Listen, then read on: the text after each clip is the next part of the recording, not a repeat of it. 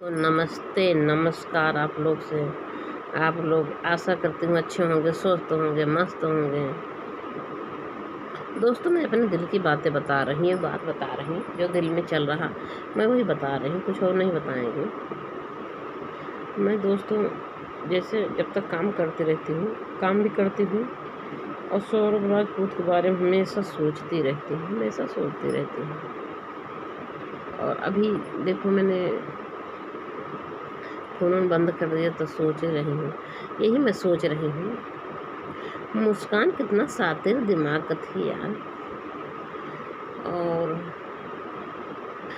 सौरभ के mummy papa भाई बहने सौरभ का मर्डर हो गया, लेकिन 15 दिन तक सौरभ का जौन बा ना उन लोग का पता लगा कि जौन बा हमार सौरभ कहाँ है, हमार सौरभ का मर्डर हो गया। एक होता है ना तुरंत तुरंत मर्डर हो जाता, तुरंत तुरंत घर वाले देख ले हैं और तुरंत तुरंत अपना लाश का जो है जो भी करना हो किए और समझ क्रिया कर्म किए। और इनका बेचारों को मार के बताओ 15 दिन तक गायब, मतलब 15 दिन तक परिवार को भनक नहीं लगा। बताओ सरवन सौरभ के आत्मा का सोचते रहे, हमारे मम्मी पापा जान भी नहीं पा रहे हैं, हमारे मम्मी पापा जान भी नहीं पा रहे हैं। बताओ हमको मार के जो है ड्रम में मेरी डेड बॉडी रख दी, मार और जान भी नहीं पा रहे हैं। आत्मा यही सोच रही होगी ना, सौरभ की आत्मा तो यही सोच रही होगी कि बताओ वो दोनों लोग हमको मार के और जाके जो है अपना घूम रहे मनाली कसौल शिमला, और हमारे मम्मी पापा हमको जान भी नहीं पा रहे हैं, हमारा भाई लोग हमको जान भी नहीं पा रहे हैं। मेरी डेड बॉडी जो है उसमें रखा है ड्रम में। आत्मा तो अमर अजर होती ना, आत्मा तो कभी नहीं मरती ना, और आत्मा कभी नहीं मरती है। और सहीला इतना वो रहा बदतमीज, क्या किया वो हथेलिया काट ली और गला काट के लेके अपने घर चला गया। और सोचिस लसिया कहाँ ठिकाने लगाई, डेड बॉडी कहाँ ठिकाने लगाई, बेड के नीचे डाल दिया। बाकी धड़ जो है पूरे शरीर जो है बेड के नीचे डाल दिया, हथेली और गला लेके अपने साथ घूम रहा, ताकि कोई बाई चांस से अगर पकड़ा भी गए, कोई कमरा में देख भी लिया, आ भी गया तो कोई जान ना पाए किसकी डेड बॉडी है। हाथ नहीं रहेगा और ये सोझे नहीं रहेगा तो आदमी पहचान भी नहीं करे कौन है, किसकी डेड बॉडी है। इतना शातिर दिमाग से देखो लेके चला गया। और ये जो है यही चीज़ें बहुत दर्द होता है, बाकी तो मैं बहुत सारी चीज़ें आपको बता ही चुकी हूँ। यही चीज़ चल रहा दिमाग में कि सौरभ की आत्मा सोच रही होगी कि मतलब हमारे मम्मी पापा हमारे भाई बहन कोई नहीं जान पा रहा, हमको मार दिए। सब लोग जान रहे घूम रहा हो तो मनाली घूम रहा है और हमको मार के जो है वो डाल दिए, उसमें ड्राम में डाल दिए। यही चीज़ें बहुत दुख होता, बड़ा तकलीफ़ होता है। जैसे किया गया इन लोग जैसे कि माफ़ करने लायक नहीं है। एक वकील साहब लेडीज वकील बोल रही हैं कि तमाम जो है बेटियों को ऐसा होता तो क्या सौरभ से बदला लेना है क्या? सौरभ तो निर्दोष था, वो तो कभी किसी के साथ गलत नहीं किया। सौरभ से बदला लेना था। वो जो उनका जो है रिया, उनका मुस्कान का जो वकील हैं वो बोले थे तमाम बेटियों का ऐसा होता था, एक बेटा खो गया तो क्या सौरभ ही तुम्हारे लिए बचे थे, मतलब सौरभ ही बचे थे मर्डर करने के लिए, ऐसा बोल रही हो? सौरभ को माँ के जो है जब बुढ़ौती पार करा, बुढ़ौती जो है बेचारे के जो है बर्बाद हो गया। जिसका जवान लड़का चला गया उसका माँ बाप का बुढ़ौती बताओ, जवानी जो है कमर टूट जाती है, ज़िंदगी में ढाका ही खोई गया जब तक जी हैं। सबसे छोटा दुलारा बेटवा, फिर पूछना बेटवा कितना दुलरुआ लड़किया रहा उनका राजकुमार जैसा। और वो रॉयल वकील जो बोल रही हैं उनका मुस्कान का, क्या उनके बेटे के साथ ऐसा हुआ होता तो वो ऐसे बोलती नहीं, बोलती ना। और देखो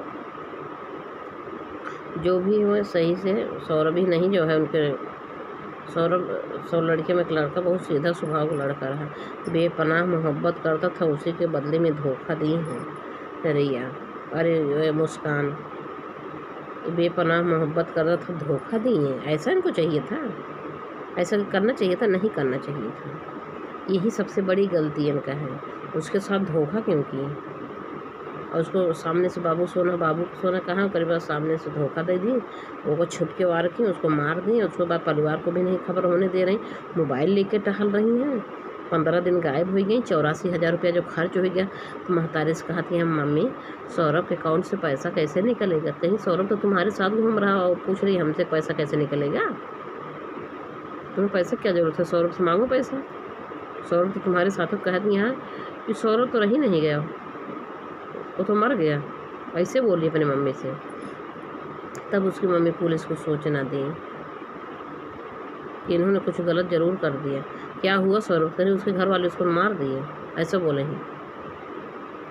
तब उसके भाई जो बताएगा तो उसी को सूचना देंगे। इनको शक हुआ इनके ऊपर, क्योंकि बेटी जो है ना, जब बेटी सारी रात छुपा रही, माँ बाप से नहीं बता रही, माँ बाप को पता हो जाता ना मेरी बेबी कौन लायक है, मेरी बेटी कौन लायक है, सारी बातें छुपा रही है।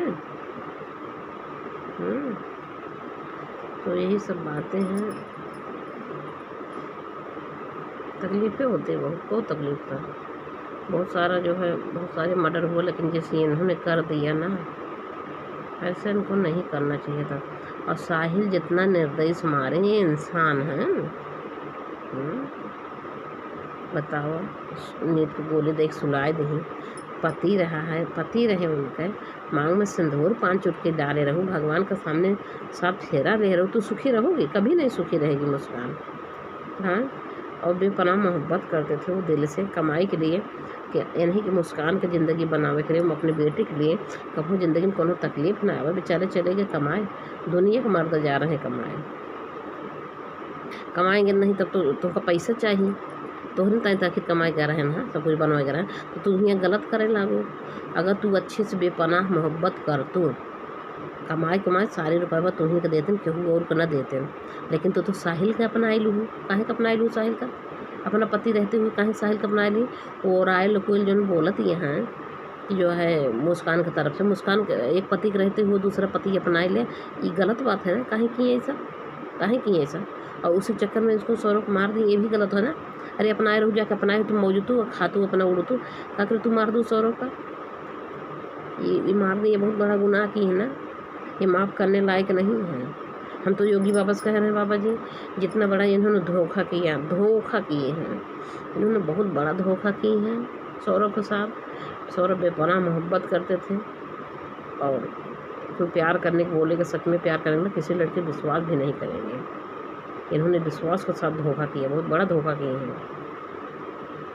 तो योगी बाबा से यही रिक्वेस्ट है, अगर वीडियो सुनते हैं, ये साहिल भी इतना निर्दयी से जो है, जो काट दिया और ध्वजा जो है पूरा बेड के नीचे डाल दिया, और हथेली और पूरा गला लेके घूम रहा था, अपने घर चला गया ताकि कोई जान पाए तो पहचान भी ना पाए बॉडी किसकी है।